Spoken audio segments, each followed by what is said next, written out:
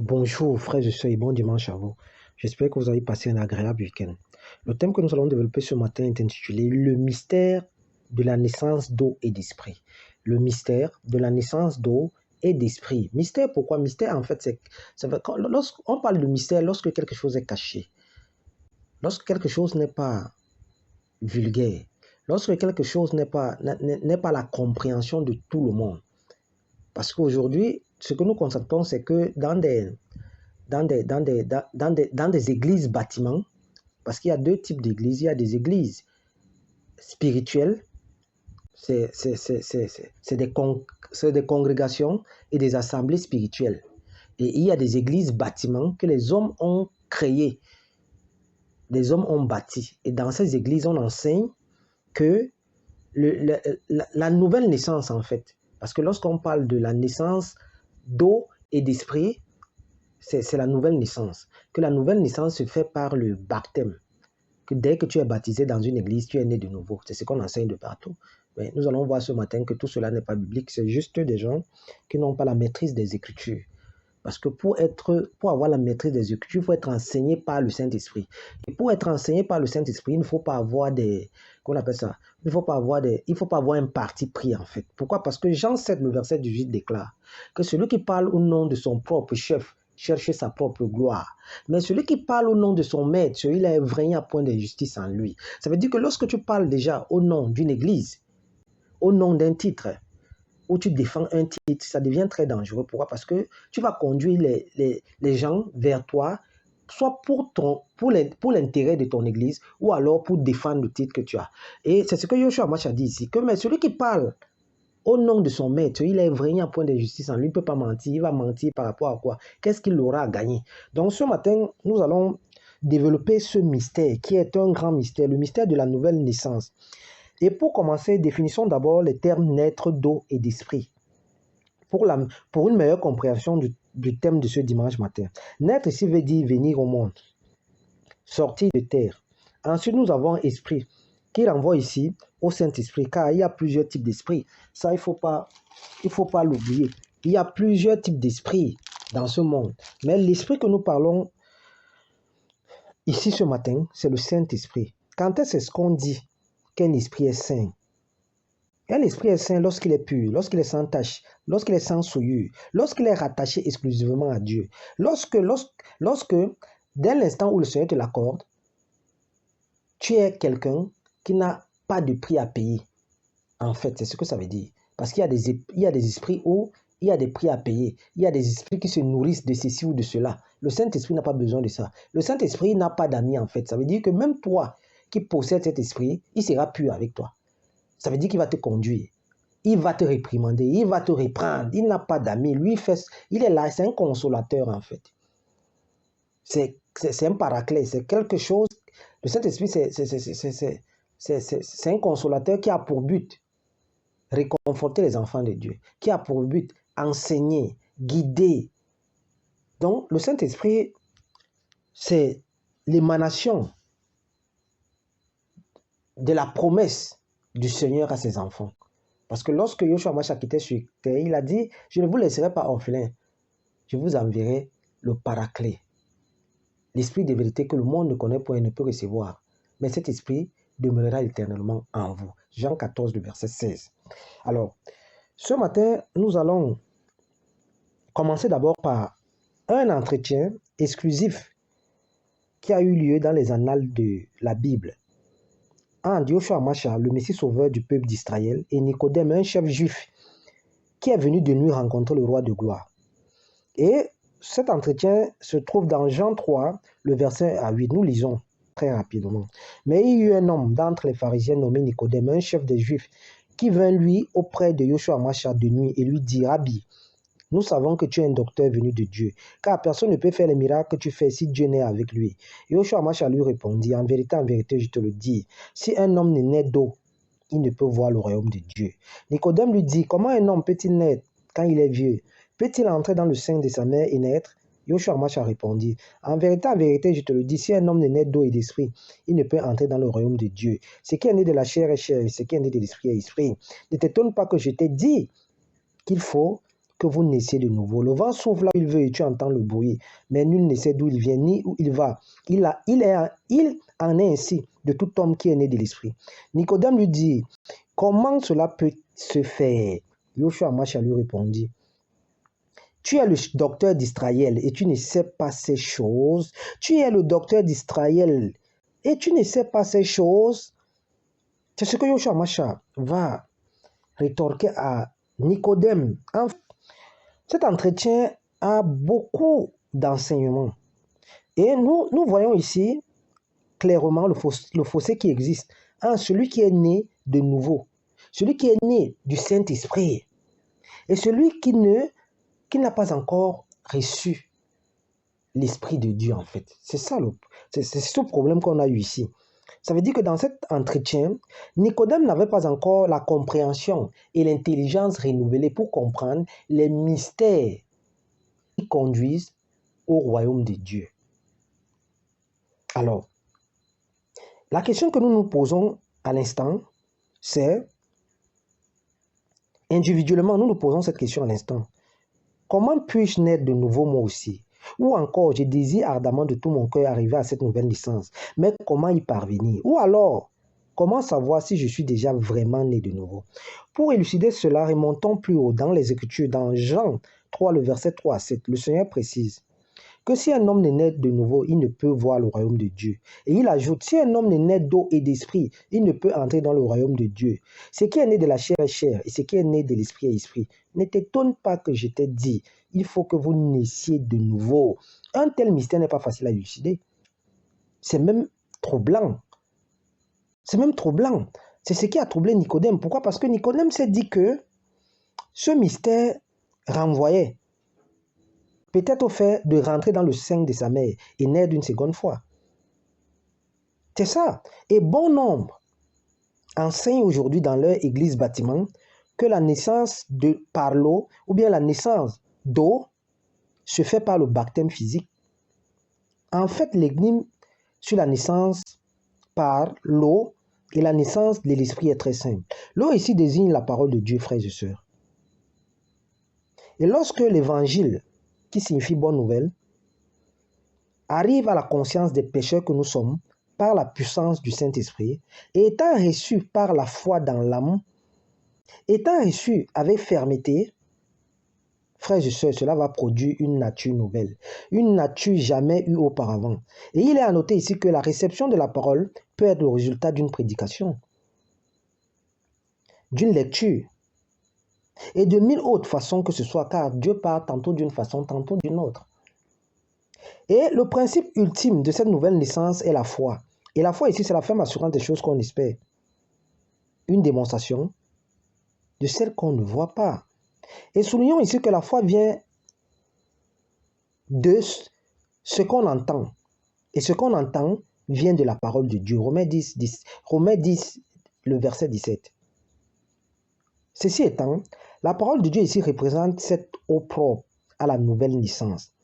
D'ailleurs, 1 Pierre, le verset 23 déclare, « Puisque vous avez été régénérés, non pas d'une sémence corruptible, mais par une sémence incorruptible, par la parole vivante et permanente de Dieu. » Régénérer ici veut dire renouveler, reconstituer. Une autre façon d'affirmer que lorsque tu reçois la véritable parole, sortie des saintes écritures, par le principe de la foi, cette parole, sanctifiée et purifiée en toi, devient une eau. Devient une eau et conduit directement à la repentance. Conduit directement à la repentance. C'est cette eau qui est la parole, qui va circuler dans ta vie, dans ton âme, dans ton esprit, et te conduire à la repentance. Et c'est quoi la repentance? La repentance ici, c'est un changement de cap, d'action, de pensée vis-à-vis de Dieu et vis-à-vis du péché. La repentance, c'est confesser ses péchés à Dieu et y renoncer. La repentance, c'est marcher en opposition de ce qu'on était avant. La repentance, ce n'est pas la comédie. La repentance ne peut que se faire lorsque nous avons reçu la véritable parole et que la parole a envahi, a pénétré notre être, cette parole va causer, va produire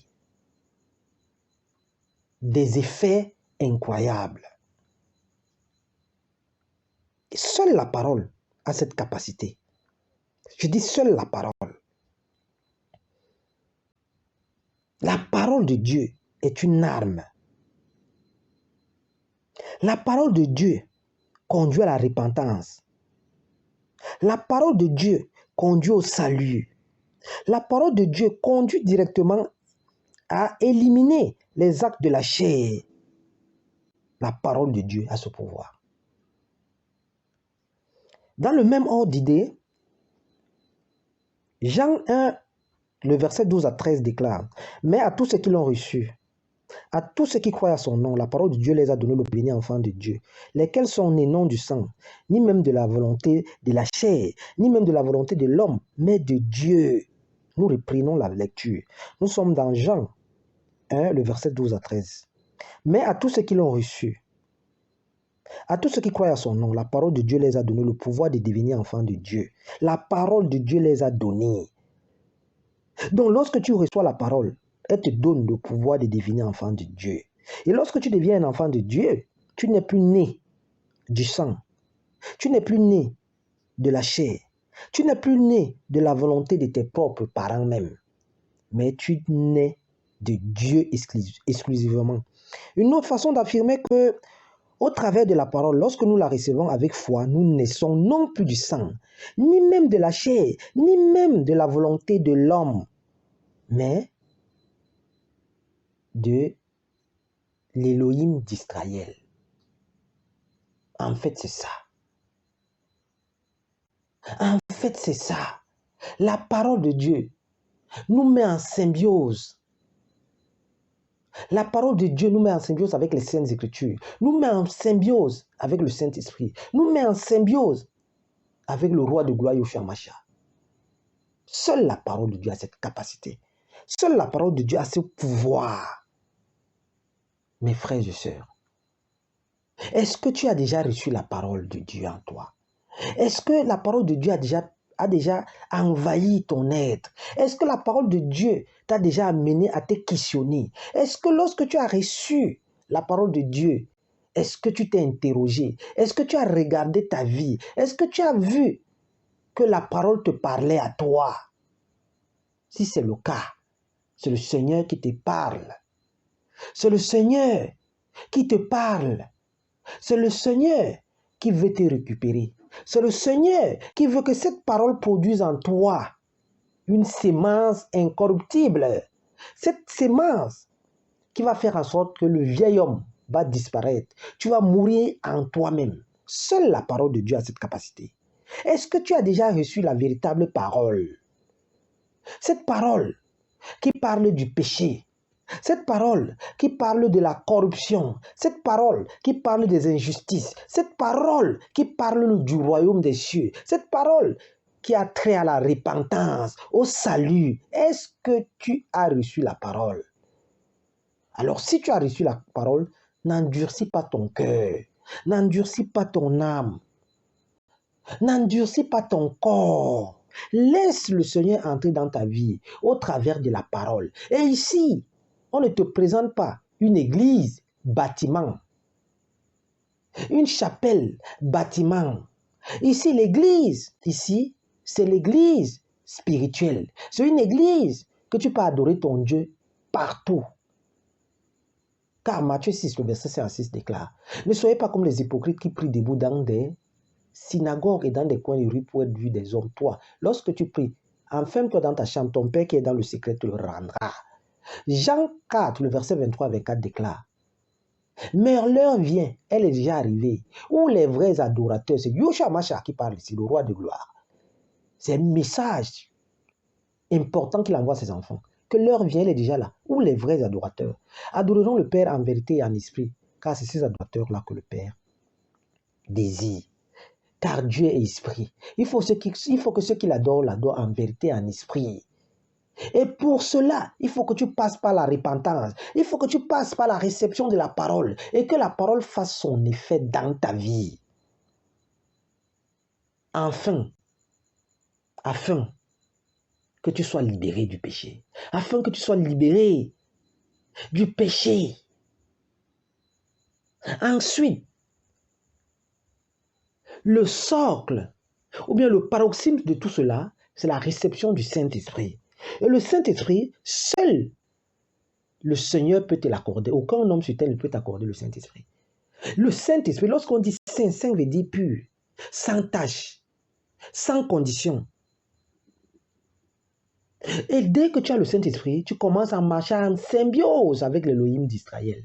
Parce que le Saint-Esprit va te conduire. Le consolateur va te parler. Le consolateur va t'enseigner. D'ailleurs, Jean 14, verset 16 déclare, « Et moi je prierai le Père, et il vous donnera un autre consolateur, l'Esprit de vérité que le monde ne peut recevoir et ne connaît point. Mais cet Esprit demeurera éternellement en vous. » L'Esprit de vérité. Dès que tu reçois cet Esprit, la vérité va commencer à couler auprès de toi. Surtout, c'est comme si tu as un ordinateur en toi qui scanne tout ce qui sont devant toi. Et c'est la vérité qui va te dire. Tout ce qu'il te dit, c'est la vérité. Il scanne, il scanne, il scanne, il scanne. Seul le Saint-Esprit a ce pouvoir. Seul le Saint-Esprit va te révéler les mystères cachés. Seul le Saint-Esprit va t'enseigner même la véritable parole de Dieu. Seul le Saint-Esprit a ce pouvoir. Et le Saint-Esprit, on ne l'achète pas. Je ne te parle pas des contrefaçons que tu vois de gauche à droite, où les gens jettent des gens au sol, on fait n'importe quoi. Non. Où les gens vont te parler. Ce n'est pas ça. Ici, c'est le Saint-Esprit, seul Dieu peut te l'accorder. Ici, il n'y a pas la peu près dans ça. Lorsque tu es né de nouveau, mais les gens sauront. Parce qu'il y a des signaux qui ne mentent pas, il y a des signes qui ne mentent pas. Quand c'est le véritable Saint-Esprit, je ne te parle pas des contrefaçons qu'on voit de gauche à droite, qui poussent les gens à rentabiliser leur argent. Je ne sais pas de ça que je te parle du véritable Saint-Esprit. Lorsque tu es né de nouveau, tu ne connais même plus ta mère, tu ne connais plus ton père. Ce que tu recherches, c'est la justice. Ce que tu recherches, c'est la lumière. Marc 16, le verset 17 déclare, « Voici les signes qui accompagneront tous ceux qui auront cru. À mon nom, ils vont chasser des démons. À mon nom, ils vont prêcher à mon nom. Et ça va impacter, le Saint-Esprit va impacter les hommes. À mon nom, à mon nom. » Frère, sœur, est-ce que tu es déjà né de nouveau? Est-ce que les deux principes que nous avons développés ici, la naissance d'eau et d'esprit, sont déjà manifestes en toi?